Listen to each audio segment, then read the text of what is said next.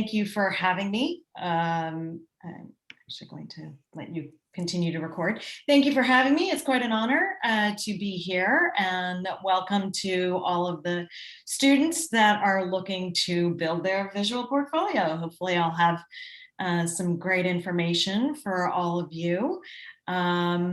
So I'm going to start out a little bit. Jeremy did just tell you a little bit about myself. I'll give you a little bit more detail. So that 20-year number, Jeremy, is now almost 30.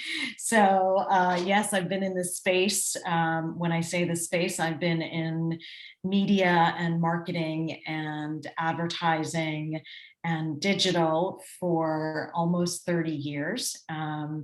And I've worked for television stations, I've worked for radio stations and newspapers, and on the digital side of all those media companies. And most recently, I am an adjunct faculty member for the Masters of Science in Digital Marketing, which, let's give it a big plug, for all of you students that are graduating this year. You can go right into getting your master's degree in digital marketing at FDU.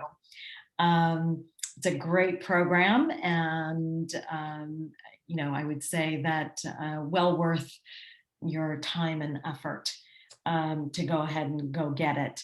But I am also an adjunct faculty member at another university in Manhattan, a fashion institute. No, not in fashion design, as you can tell. Has nothing to do with it. I teach digital marketing there too, but at the undergraduate level. So hopefully my audience, all of you, are all business majors of some sort. Maybe some of you are marketing majors, maybe some of you are accounting, finance, whatever you may be. That is how I'm going to structure and assume that that's what your degrees are going to be in and that you will be graduating in. So let me get started and start with, how do you build a brand of you visually, and how do you project and present yourself to the public, the professional public at large, when you are ready to do so.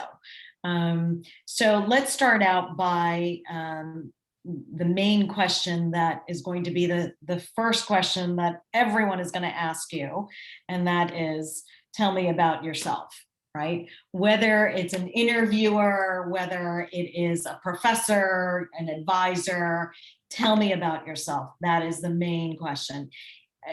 Everyone's going to say, who are you? What do you want to project at that point? So where do you begin with something like that? Where do you start with, who are you? I usually say, actually, most people assume that by now you start with your resume, you list your experience, you have a portfolio, you think about your personality in terms of what you want to do with your life, and then you think about your goals. What kind of job do you want to have in 5 years, in 10 years? Where do you want to be? So you think about it kind of in that chronological order. I guarantee you that every one of you already has a resume because you wrote it back in your junior year of high school so that you could get into college, because that's what your advisor told you then. And you probably had your, Dunkin' Donuts cashier position, or the grocery store, or wherever it is. All your waitressing jobs are all on your resume, right? So what I want you to do is, at this point in time, I want you to think about this concept of your resume, experience, portfolio, personality, and your goals, and I want you to flip it, okay? So what that means is I want you to flip what you're thinking about first. Instead of thinking about what's on your resume and what you need to put on your resume, think about where your goals are. Lead with that punchline, okay? Think about what your destination is. I know, and you probably have all heard this a little bit, but think about where you want to be, even in just a year. What kind of job is it that you want to have? Do you want to be in marketing? Are you a marketing major? Maybe you're an accounting major and you want to be in marketing. Maybe you're a marketing major and you want to be in finance. What is it you want to do? Think about those goals, whether it's in 1 year, the month after you graduate, 2 years, 5 years. What are those goals that you want to kind of be at? Where do you want to reach? It is a little bit of soul searching. So what that means is you're going to have to put on your headphones, go for a run, go sit in a quiet room and do some soul searching. Think about what your personality is. Maybe you're a marketing major, but you don't want to be in advertising because you can't draw a stick figure that's going to look like a stick figure. Okay, maybe you really just are a numbers person, but you're a marketing major. So you have to think about your personality and think about, okay, well, I want to be in research. I want to be in market research. I want to be, maybe you have a bubbly personality and you're in accounting. You want to be in sales. All those things you have to take into consideration. And I want you to do that before you write your resume, before you create your visual portfolio, because these are the items that you're going to build upon and build your visual portfolio upon. Okay, so think about what your goals are, what your personality is. Some of you may have already taken some of those personality tests. Take all of that into consideration and really dig deep and write it all down. You can put it on Post-its. You can write it on a notes app. You can put it in a Word document. You can text it to your mother or your father or your best friend. Whatever, however you do it, put it down somewhere. Digitally, on paper, in print, whatever you're comfortable with and having out. Okay, create a mood board, right? A mind map. All of these things are available to you. There's lots of free resources online, but it'll help you to kind of, I hate this word, congeal all of this together and really think about who you are when you present yourself and your portfolio visually. Okay, so not only does this include your goals and your personality, but it includes what's in your portfolio and the experience that you have, your classes that you've taken. Think about the presentations that you've made in your classes. Think about some of the research reports, if that's what you've done, or lab reports, and the experience that you have as the cashier at the local Stop and Shop, whatever it may be, or at the local Italian restaurant. Then I want you to take all of that and pull out those skills, the common skills that you learned from your classes, that you learned from your experiences working.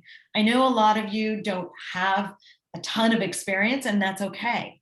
You want to take a look at those jobs that you had and think about how you would present the skills that you learned from that job, even if it was as a busboy. Okay?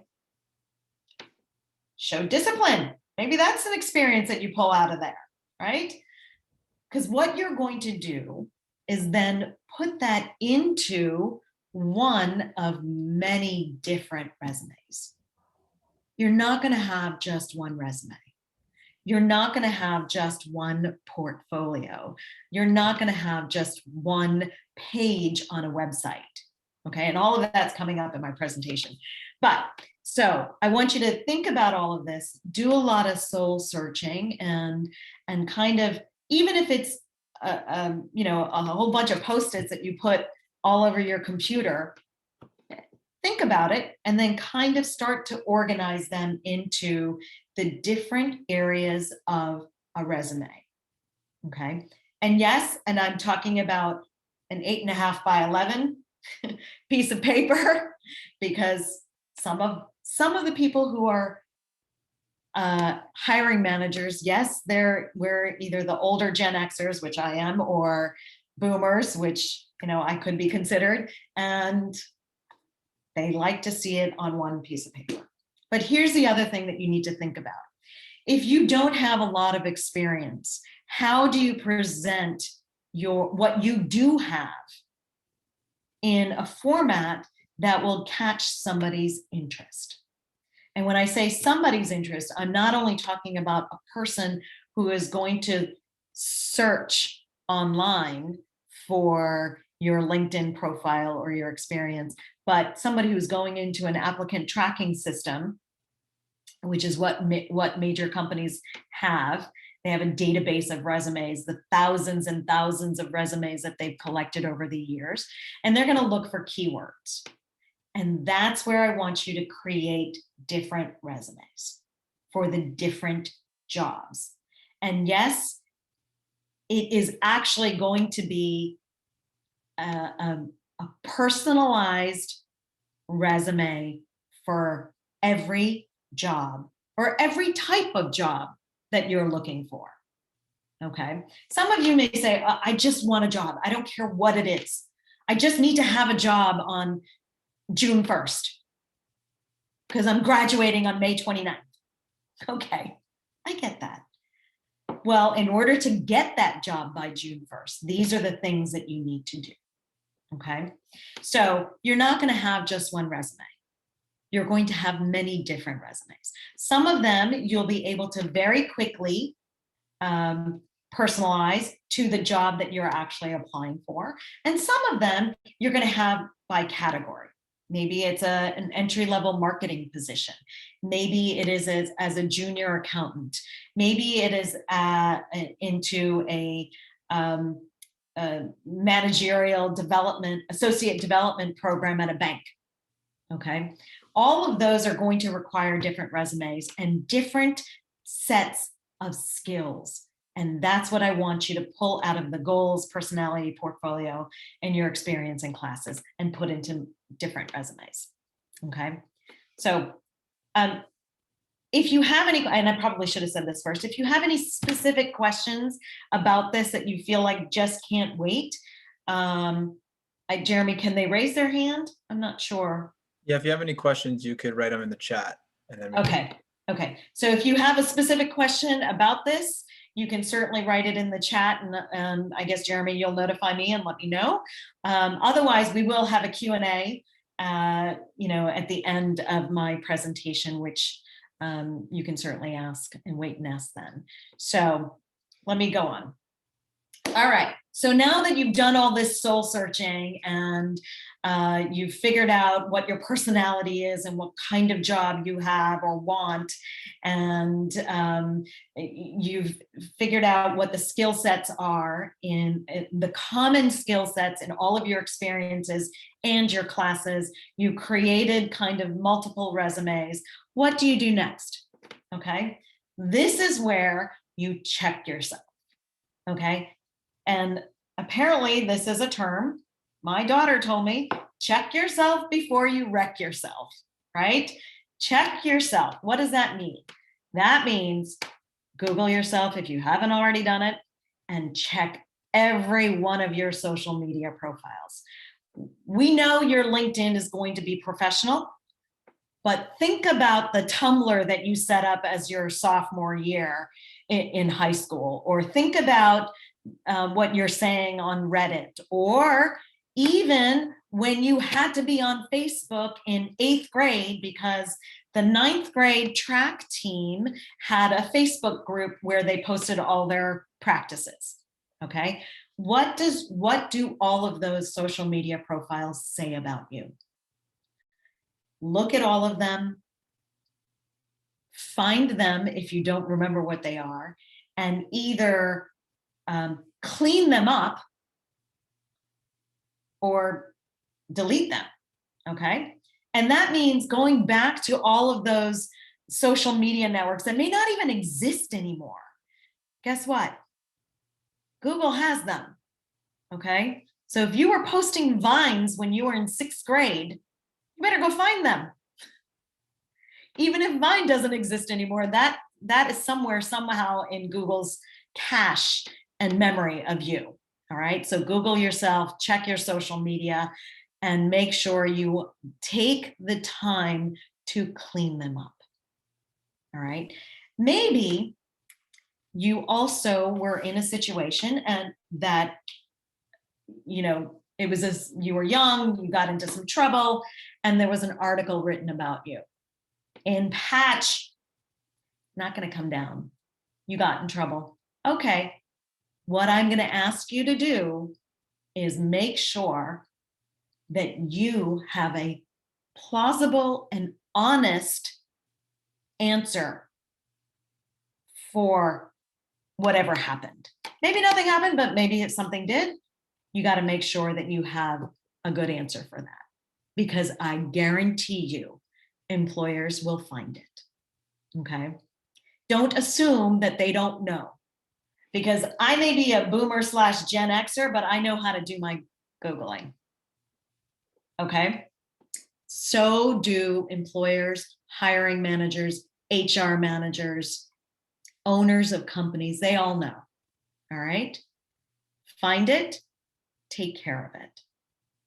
All right. So let's go on. So now that you've created this, what do you do next? I'm going to say from here, what you want to do is still continue to write and put that together. I want you to lead with the punchline. So what does that mean?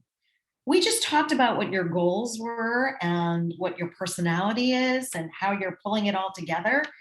Well, that goal conversation that you had with yourself or your advisor or your professor or your parents, that's where you need to figure out what's your destination, what's your goal, and lead with that.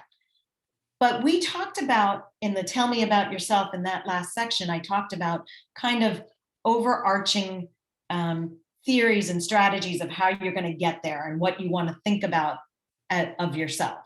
Okay. This is very narrow.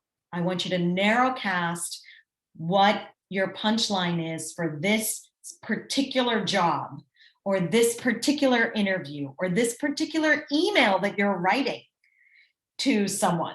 Okay. So what's the goal for this meeting, for this interview, for this job?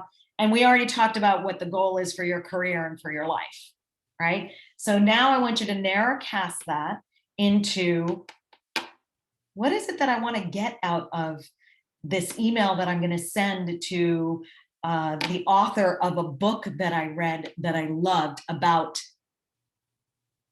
accounting principles. Okay. What do I want to say to them? What do I want to get out of them? Do I just want to have a conversation? Okay. Do I actually want to connect with them on LinkedIn and see if they have a position within their own company? Do I want to have an informational interview? Do I want to get a job? What is it I want to get out of this particular thing that I'm looking at? And it could be a job on a job board. It could be a book that you're reading. And I'll give you some examples. So one of my students, actually, I take that back. She's not one of my students. She's my daughter. She, I wish she was my student, but she's not. She actually is a junior at another university in Boston. And she actually reads books. She read a book over Christmas break, and she really liked what she was reading. And so she just randomly found the author of the book and sent him an email. He happened to work for a large organization that is doing exactly the kind of work that she feels like she wants to do. And guess what?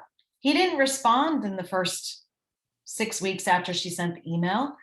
2 months later, she got an email back from him. So she started having an email conversation. They talked a little bit about his book and what she was doing and what she's studying. And lo and behold, 3 weeks into this conversation, he says, guess what? We've just posted an internship that you might be interested in.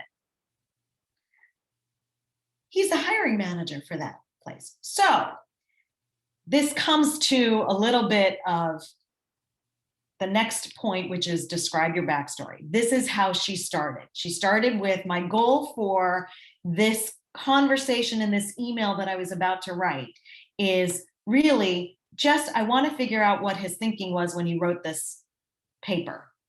It was a research paper or a book. As the conversation continued, she was able to then say, yes, I am looking actually for an internship or whatever it may be. And guess what? She put that backstory together. She connected the dots, and she is now has a personal invitation from the hiring manager of the internship, right? How cool is that? I'm not saying that all of you should do that, but that's the kind of thinking out of the box that I want you to consider as you create and think about your goals. And like I said, we already talked about the macro goals, right? What do you want to be in 5 years? What do you want to be when you grow up? You've been asked that since you were 10 years old. I'm asking you to think about, what do you want to have? What's the goal out of this meeting, out of this interview, out of this job, out of this email, out of this book that, or this paper that I'm writing, right? Okay, then how did you get to this point? How did you get to this job that you're looking at on the job board and feel as if you are qualified enough to actually apply? Maybe you're not qualified, but if you create the right backstory and then connect those dots, you will actually convince somebody and make it a believable story that they will actually at least bring you in for a conversation or have a Zoom call with you, right? So have that goal for the specific item. Describe how you got there. How did you decide that even though you were an accounting major at Silberman, you really feel like you want to be a social media marketing manager, right? How did you get there? Maybe it was in your experience because your family actually owns, I don't know, some dental office, and because you were the only one that knew what social media was at the age of 16, you started managing their social media. Okay. You majored in accounting, but you really, this is your love, right? Describe that and connect those dots. That's how you're going to build the tenets and the pillars of what your visual portfolio will be built on. Okay. I do see a little question here. Should I look at it or should we wait? Oh, that was just you. Sorry. Okay. All right. So let me go on. Again, what's your destination? And lead with the punchline, right? Then fill in the backstory. Then fill in or connect those dots. Cool? All right, let's go on. All right, now this is where we get to the okay, what are the elements of a visual portfolio? I pull 3 things out here. Of course, your social media profiles on all the other networks are part of it, but these are the 3 most important things. LinkedIn is by far the most important part of your visual portfolio, okay? But they're all kind of on par with each other in some senses, okay? So let's talk a little bit about LinkedIn. So since I've been on LinkedIn, which is almost 14 years, I think 13, 14 years is when I got on LinkedIn, it has certainly changed, okay? And now you can Google any of this stuff. And actually, I'm gonna, on the next screen, I'm gonna show you this, actually, this LinkedIn profile checklist. It's 2 pages, and I will put it up for long enough so that you can take a screenshot of it and you can save it, okay? It is written by Michaela Alexis. If you Google her, she will let you, it's a free download. So if you want the actual PDF, Google Michaela Alexis LinkedIn and you'll find this profile checklist. It was updated for this year. So all of the new things that LinkedIn allows you to do are on this checklist. So what are the main things? A lot of you think, okay, well, LinkedIn is, basically my online resume. That's how it started. That's what it was 14 years ago. It's no longer just an online resume, okay? It is really, they're trying to make it a combination of your online resume, your portfolio, your own kind of website, your own social media, professional platform, right? So you need to think about it with all of those things. So what do you include? First things that you need to make sure that you have are a professional headline and an about section. And this is where what I talked about first, the goals and your personality and leading with the punchline, that's going to be put into your about section. That's where you write couple of paragraphs, maybe with bullet points, something that somebody can scan in 30 seconds, know exactly who you are and what you want to be when you grow up. Okay. So this is why I put this as the primary. Think about all of these things as the primary things that you should be considering on your LinkedIn profile. What's secondary? Your work experience, your skills, your certifications. Some of you who are marketing majors may have gone on to get or got during some of your classes Google Analytics certification or a content marketing certification from HubSpot. All of those things, maybe you got and I'm sorry, I'm not familiar with the accounting. I keep picking on accountants, but there may be some sort of accounting certifications that you can get. All of those things you include in your section that is certifications, okay? Awards and certifications. Make sure that all of those are filled out. Endorsements. Now, endorsements are different from recommendations. And the reason I talk about endorsements is that is the keyword and skill sets that employers will do the search for on LinkedIn. So if you put on your LinkedIn profile and you get endorsed for email marketing, okay, when an employer goes in and searches for an email marketer, guess whose profile will show up? Okay, you may be down low on the list, but it'll at least show up on that list, okay? So endorsements are those skills that others think you are good at. That doesn't necessarily mean that you have a degree in digital marketing. It just means that somebody has seen you do this work and you're good at it. And they've decided that you're endorsable, right? So endorsements. Those are all the different, and again, you consider those the keywords that people search for, okay? So those are the primary and secondary. Again, I'll show you on the next screen, the 2 pages, and you can take a screenshot of it. The other thing I want you to consider is customize your public URL. What does that mean? So right now, if you go into LinkedIn, you probably have linkedin.com/in/profile/15 numbers. You do have the opportunity to make sure that it's just your name. Customize your public URL, okay? They do give you the opportunity to do that because that's how people are going to brand you, right? That's how they find you.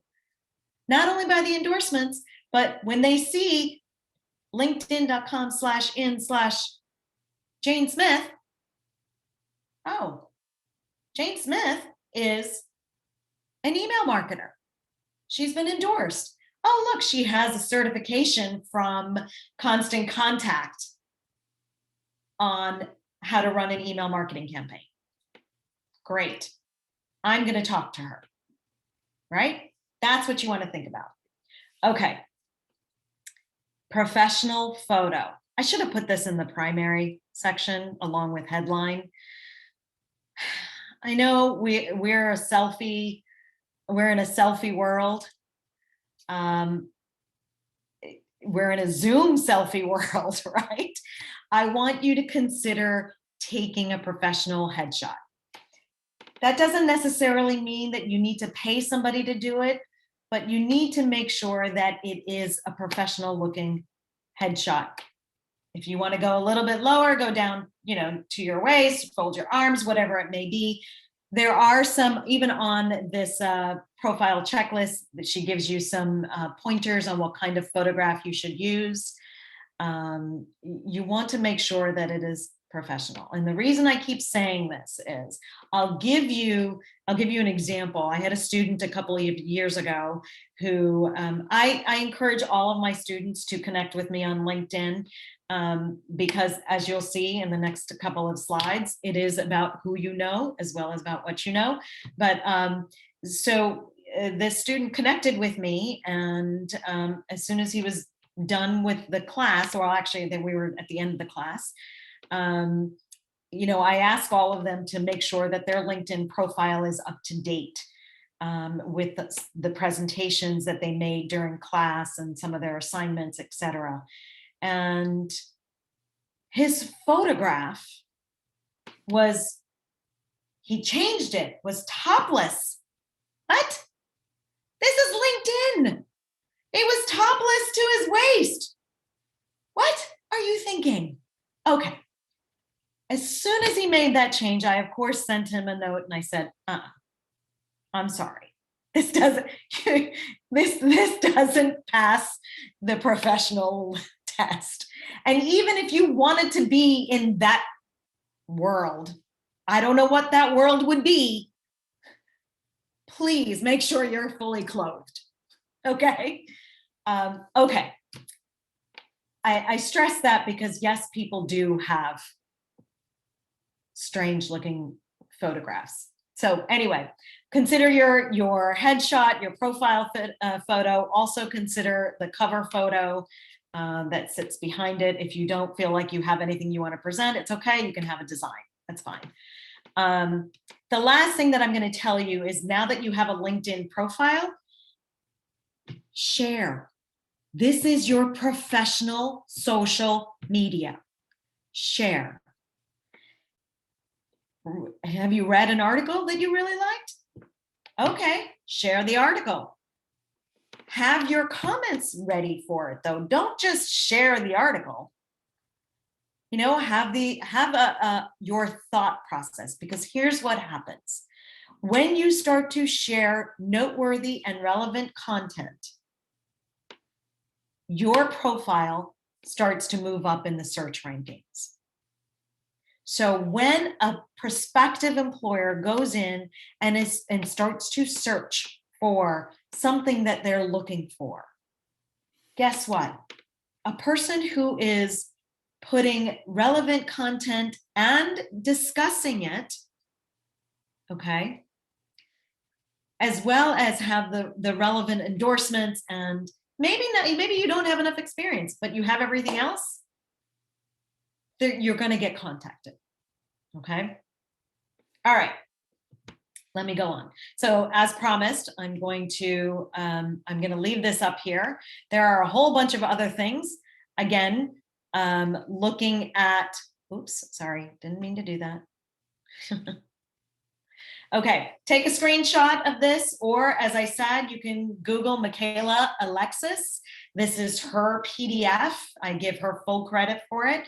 It's a LinkedIn profile checklist. It is much more in-depth than what I just talked about, but please do take a screenshot and go through everything. And even if you don't have some of this stuff, it's okay. See if you can make up for it with an endorsement in in that field, or a certification. All right. So I'm assuming everybody has now taken a screenshot of this, and we'll go on. So, all right. Questions? All right. So let's go on. What's next in the elements of brand you? Okay. So for those of you that are marketing majors, think about the brand of you. That's what this is all about. How do you present yourself? How do you brand, and what's your marketing strategy for branding yourself?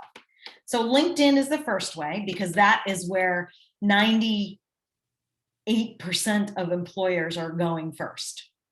Okay. The next place you may offer them is a website. Build a website. Okay. Build it for free. You can do it on Wix or on Squarespace, Weebly, website builder. All of those places are available to you. So you can certainly, you can certainly build a website. What should it include? Okay, before I get to that, the other thing I want you to consider is registering your name. It's part of your brand. Register your name as a URL. Okay. So jeremiasmoda.com. What's that website going to hold? It's going to have your resume. It's going to have your portfolio. It's going to have all of those case studies that you wrote during all those classes, all those presentations that you made. It's going to have the same thing that your LinkedIn profile does, but you get to control what it looks like. LinkedIn gives you this structure, and you're kind of relegated to that structure. Your website is all you. Okay. So register your name. Most of your names can be purchased for like $1 a month. Okay. $12 a year. Register for 5 years, 3 years, 1 year, whatever you can afford. All right. And if you can't register your own name at this moment, that's okay. Just do the free version on Wix.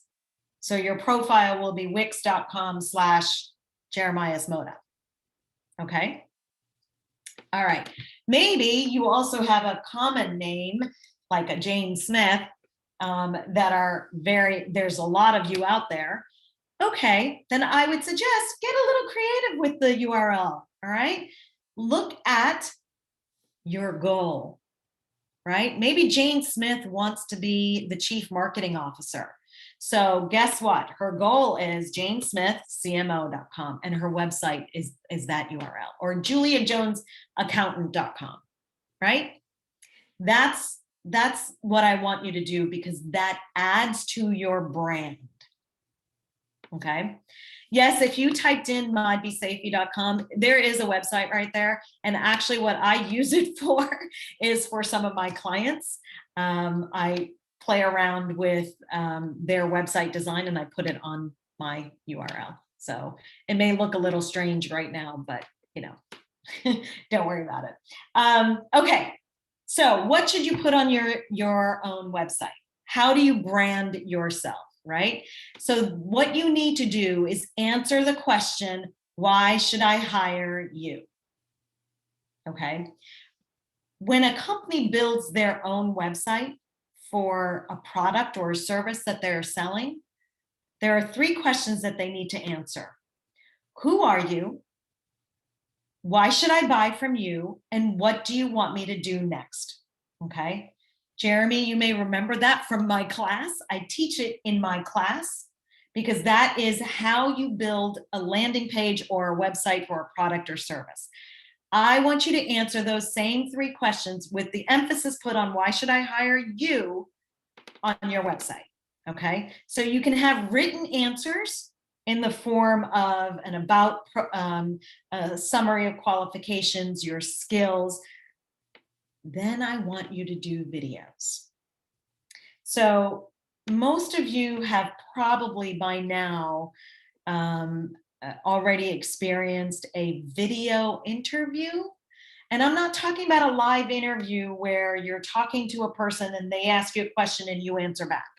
I'm talking about a video screening interview where they will email you a list of questions and you need to go online to a video screening profile page and record yourself answering those questions, right?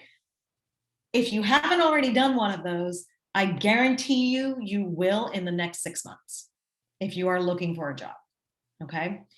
So I want you to get ahead of the game and do it and put it on your website.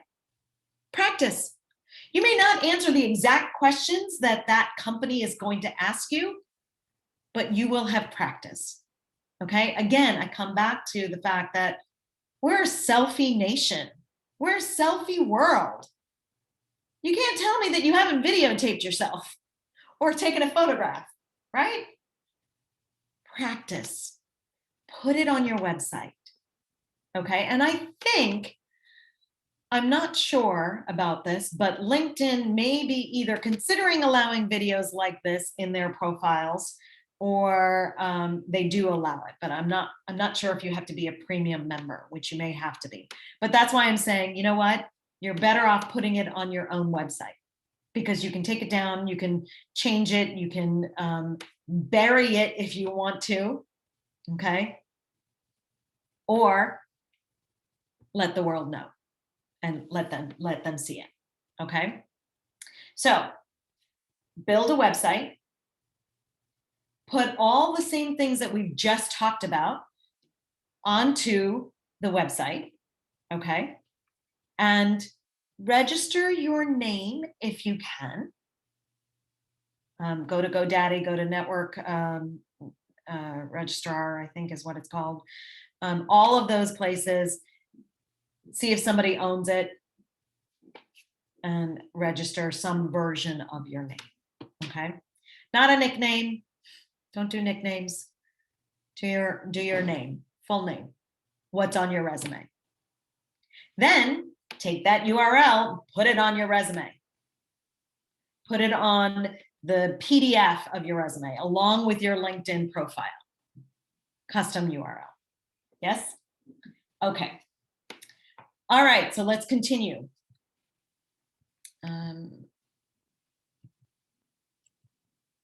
Okay, so now we've gone through your LinkedIn profile, a website. What else do you need to have when you build your visual portfolio? Again, LinkedIn and a website are the two most important things. Your portfolio is actually going to be a part of your website and your LinkedIn profile, but I'm going to talk about that a little bit, okay? Some of you may have a physical portfolio. Maybe you are a graphic artist that then became a marketing major. Maybe you are a photographer or a professional photographer or wannabe professional photographer, whatever. You may have some physical aspects to your portfolio. Absolutely have then a physical, well put together portfolio. Have a visual, that should actually say, yeah, it does, virtual version of that same portfolio. Okay, have a virtual version. That means scan in your artwork and your photos in high resolution. Put that on your profile. Your class presentations that you made, that you got an A on, or maybe you got a B on, it doesn't matter. Employers don't care what your grade was.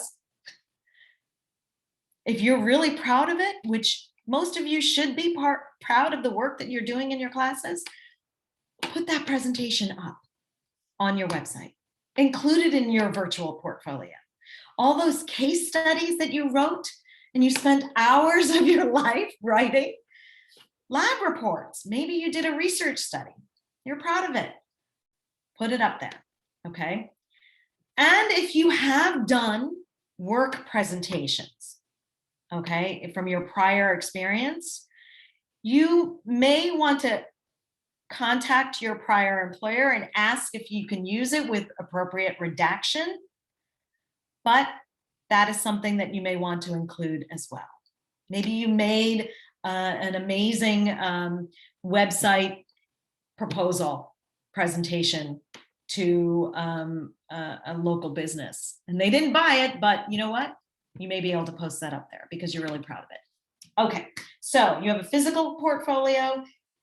Make sure that whatever is physical is virtual plus virtual, right? All of these things should be building your, again, they're the pillars that build the brand of you. All right. So the elements of the brand you, right? That's what you need to show people. You need to show people all the work, the common aspects of your experiences, your goals. Lead with the punchline. Put it all in your LinkedIn profile, on your website, in a physical portfolio, and on your website, and virtually, okay? So now that you've built all of this, now that you've created, written, pulled it all together, maybe they're on 100 different Post-its so that you don't forget it, put it all there, then start to build the brand of you, okay? So what does that mean? Now that you've put all together, show me. What happens in an interview process is the interviewer, the owner, the employer will ask you a question like, tell me about yourself. And you will tell, you'll think about it and say, oh, well, I was born in Summit, New Jersey, and, and I went to blah, blah. That's not what they want to hear. Remember, they want to hear what your goals are, what your personality is, how did you get to that job that you're applying for, that you're sitting in front of them, that you want. Lead with the punchline. What's your goal? You need to make your story believable. The issue happens when somebody's interviewing you and they see these things, they don't see these things, but you're verbally telling them, they don't believe you. If they don't believe your story, you need to show it to them. And that's where the brand of you comes in, okay? And that's where your story has to be connected. So connect these dots, right? Connect the dots of the story of you and of the brand of you. So now that you've got it all together, you've built your website, you registered your janesmithcmo.com, you've created a virtual portfolio, you've recorded videos of yourself answering interview questions or just about you and your personality and the kind of job you want, why you deserve the job that you're applying for. You've done all of this, right? You've created that brand of you. Now what? Well, I hate to tell you, it's not about you. It's now about who you know. Okay. So that LinkedIn profile, it's great. But if you don't connect with people, and I'm talking about everyone, whether it is a classmate, a professor, someone that you actually just interviewed with, someone you met at a networking seminar that I know Jeremy puts together for Silberman all the time, right? Someone you met at a coffee, doesn't matter. Connect with them on LinkedIn. Here's the thing. We used to have business cards. I don't know if people have business cards anymore.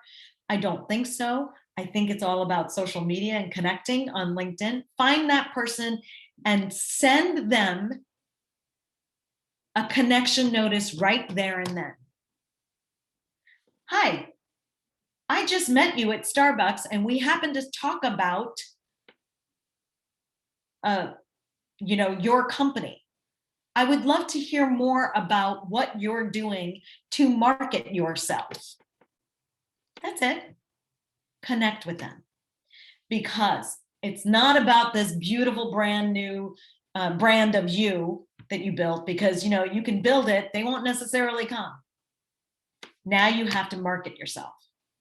So who do you know, right? There's nothing on this screen, actually. It's all about who you know.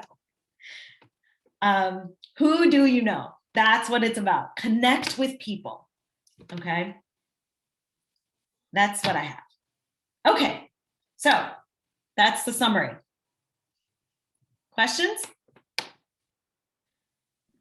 Can we just talk to ask the questions instead of chat? Sure. Yes. Sure. So like, let's say, like I'm like a social media intern, like I've been like a social media intern for like a few nonprofits.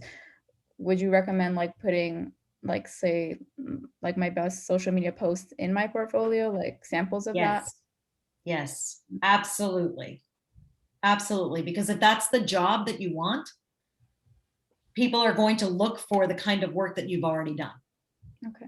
That's your experience, right? Yeah, yeah, exactly. So So what you want to do, you might want to, if you're an intern right now and you're in a situation where the company that you work for may not want you to publicly say that you were their social media manager, you can always just redact the name of the company, right? Mhm. And show, so for social media, it's kind of my wheelhouse, right? You can put the reactions, like here was the strategy we used, and here were the results. So you can turn it into a media analysis report and put that in your portfolio. Okay. So what were the results? Okay, you posted all this stuff, but what were the results? That's what the employer is going to look at. So how would you go about like showing that visual portfolio, like let's say in an interview, let's say you didn't have a chance to send that over prior to the interview or something like that, like how do you go about, like, you know, I feel like it would be too random to, like, you know, pull out your laptop, like do you say like check this out when you have the chance, or like, you know, how would you go about that? Yes, so that's why all of this stuff that we just talked about, this tell me about yourself, leading with the punchline, building out your website and your LinkedIn profile. LinkedIn does allow you to post reports and presentations, actually. So you can always put it on your LinkedIn profile and then ask them to look at your LinkedIn profile. Okay. And or put it on your website. Right. And tell them to go to milamomofodes.com. Did I say that right? Mila Momfotes. There. Thanks. Okay. I bet you that name isn't taken. No, it's not. Great question. Again, if you're concerned about the confidentiality of what you're presenting and the work that you've done, like I said, you can either ask the prior employer for the ability to do that, you know, the privilege to do that, or redact it and still show them, and just make sure that you're not releasing confidential information. Okay. Anybody else?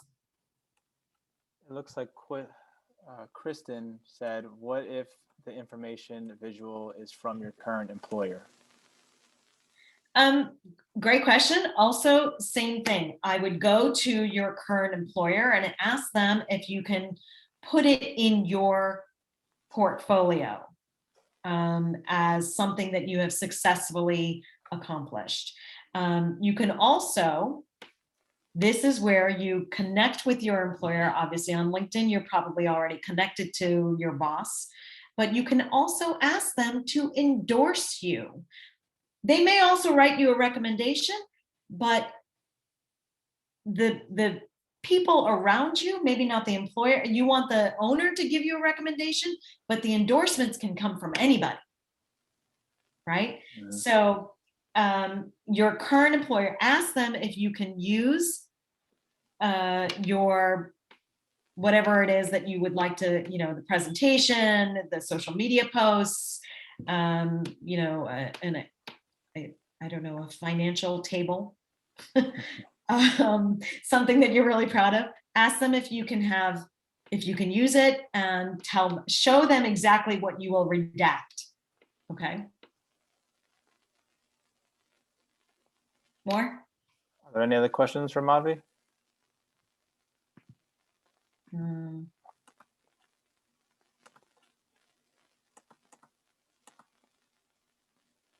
Yes. I have a question. Yes. So it's Paige, and this was awesome. And I'm so happy that you were able to present to the students. But can you talk a little bit about your opinion of posting your resume in your LinkedIn profile? Like the pros and cons of posting your actual resume, not just your profile, but your actual resume within LinkedIn. Yeah, you can do that. It's all, again, the pros are that your LinkedIn profile is kind of like your resume. So if you're posting another Word document, what I would have, it's okay. I don't know that very many people are going to download it. So what would be the use, right? That's one. Two, remember your resume needs to be personalized to that job and that industry. So whereas your profile is not going to be, your profile is more about your skills and and all of your experiences culminating together. Your resume that you send into a particular position should absolutely be actually personalized to that job.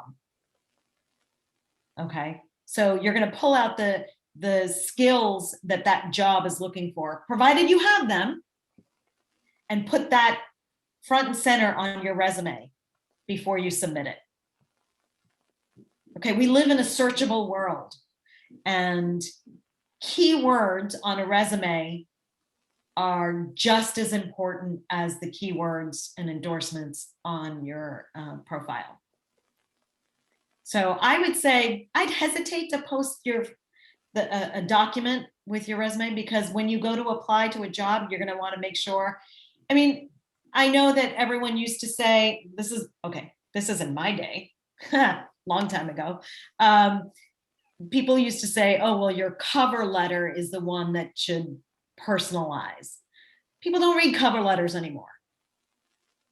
So now you've got to make it one document, and that document is your resume if you're going to submit it. So that's kind of my answer. Any other questions?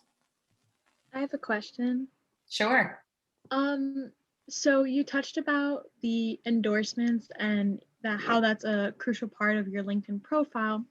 But what if you don't have any currently, or like you don't work for some place where either your employer or your like teammates can endorse you? How would you go about asking people to endorse you to help build that section of your LinkedIn?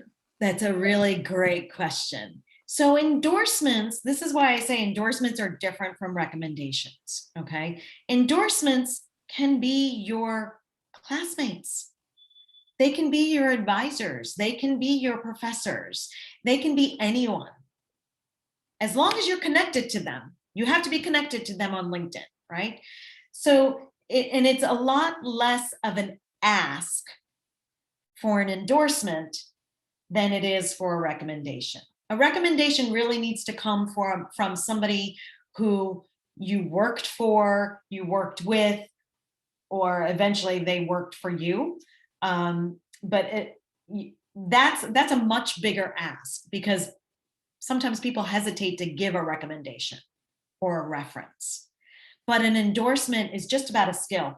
Hey, so you may ask for, your classmate you may ask one of your, classmates to endorse you for, I don't know, let's say email marketing. I'll go back to that one, right? Email marketing, because you did a project with them on email marketing, right? In your marketing class. You can always ask them, so they may feel more comfortable saying, yeah, she kind of did do she did do a good job on email marketing. She may not feel comfortable endorsing you for marketing strategy because she never saw you do that, right? Endorsements are very specific, and they're much lower down on the scale of what you're asking for. But it can be from, if your entire LinkedIn network right now is just your classmates, that's okay. Endorse each other for the projects that you're doing in your classes. Okay, maybe it's a finance class, whatever it may be. Okay. Friends, classmates, professors. Let me tell you, professors love to do that stuff. Okay. Any More? last questions for Madhavi?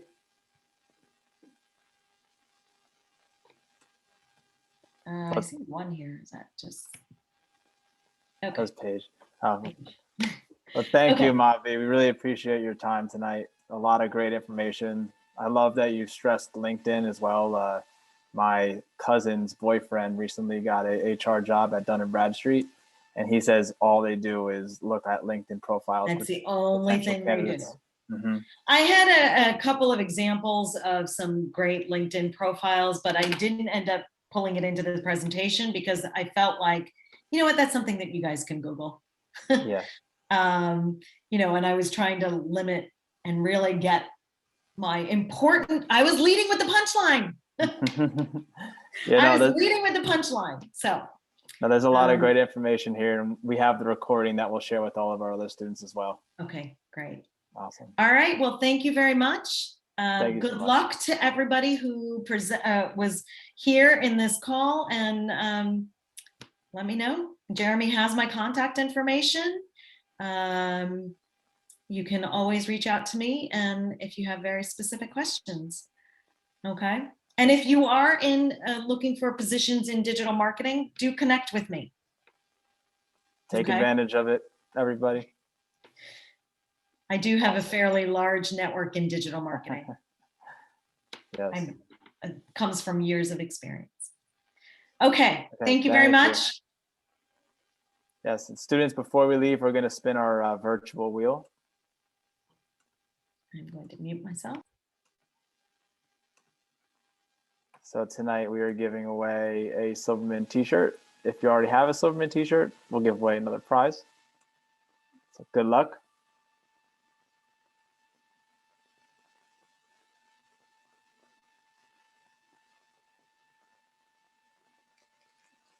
Kristen, congratulations. Please message me your address and we'll have the prize shipped to you. And we are also going to share our suitable QR code where you will receive PDP points for the event.